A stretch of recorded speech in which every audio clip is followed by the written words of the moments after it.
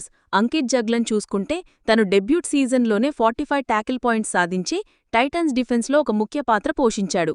ఇంకా అమన్ గురించి మాట్లాడుకోవాలి అంటే అతను గత సీజన్లో 16 మ్యాచెస్లోనే 53 ట్యాకిల్ పాయింట్స్తో అద్భుతమైన ఫామ్ని కనబరిచాడు. ఇంకా వీళ్ళ ఇద్దరిలో ఎవరు మంచి ఆటగాడు అని చూసుకుంటే ఒకరు ఇప్పుడిప్పుడే ఎదుగుతున్న స్టార్ అండ్ ఇంకొకళ్ళు ఆల్రెడీ ప్రూవ్ చేసుకున్న స్టార్.